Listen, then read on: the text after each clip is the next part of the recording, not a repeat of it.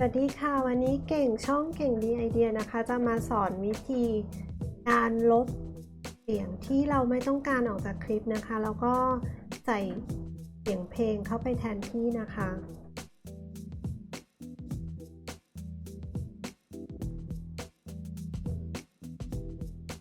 ขั้นแรกนะคะเปิดโปรแกรมคลิกที่ New Project นะคะแล้วก็ตั้งชื่อโปรเจกต์แล้วก็เลือก Location นะคะ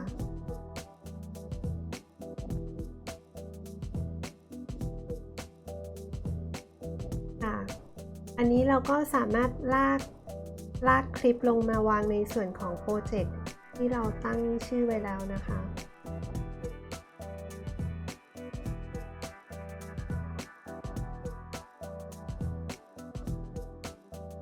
เสร็จแล้วนะคะเราก็ลากคลิปของเรานะคะลงไปในส่วนของไทม์ไลน์ได้เลยค่ะพอลากลงในวางในส่วนของไทม์ไลน์นะคะก็คือจะเป็นการสร้างซีเควนซ์ใหม่นะคะอันนี้คลิปวิดีโอของเรามีเสียงลมนะคะเราไม่ต้องการนะคะเราก็จะ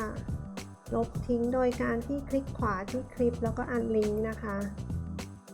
แล้วก็เลือกเสียงนะคะแล้วก็กด delete ได้เลยค่ะ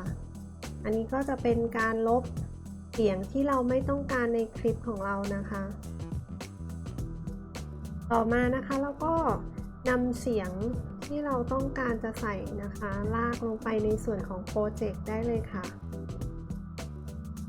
อันนี้เป็นเสียงเหมือนเสียงฟ้าร้องนะคะเราต้องการจะใส่เข้าไปในคลิปนะคะอันนี้เราลองเปิดดูแล้วเราก็อันนี้ก็คือลากลงมา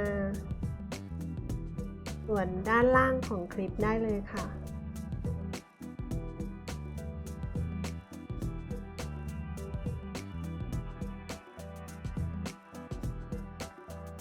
เราสามารถตัดเสียง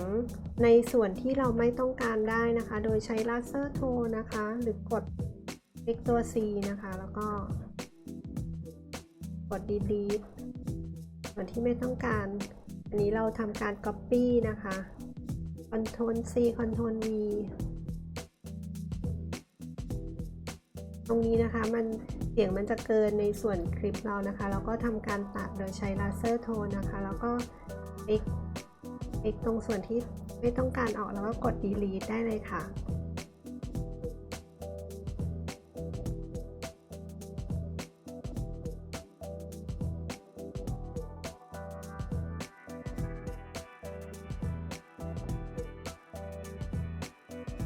เราสามารถที่จะปรับลดเสียงได้นะคะโดยการที่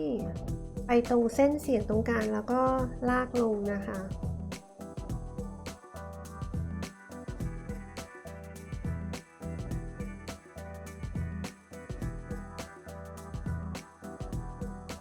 เราต้องการท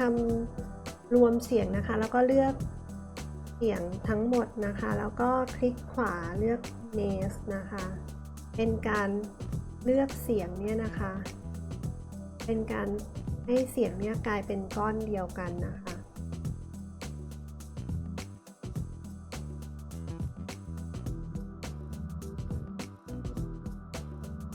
อันนี้เราสามารถเลือกเส้นตรงกลางในส่วนของเสียงนะคะแล้วก็ลากขึ้นลากลงเป็นการปรับความดังค่อยของเสียงได้นะคะ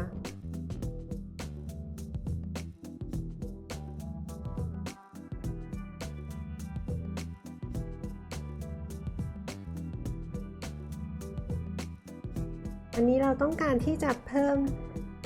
เพลงเข้าไปในคลิปของเรานะคะแล้วก็เลือกเพลงมาแล้วก็ลากใส่ลงไปในส่วนของโปรเจกต์นะคะ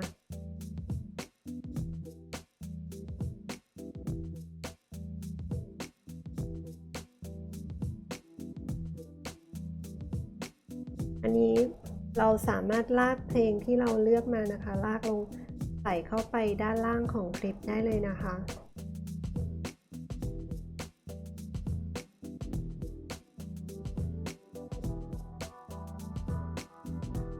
ตรงนี้เราสามารถปรับแต่งเสียง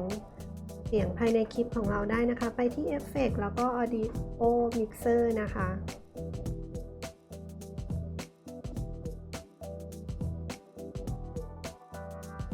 อันนี้เราก็จะสามารถปรับในส่วนของเสียงแต่ละเสียงแล้วแต่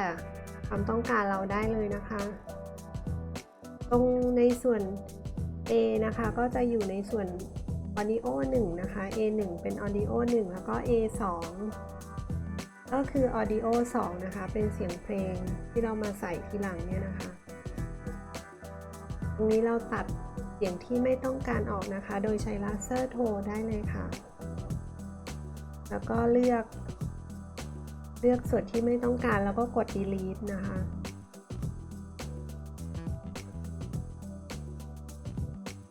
เสร็จแล้วนะคะแล้วก็ไปที่ไฟล์ import media นะคะ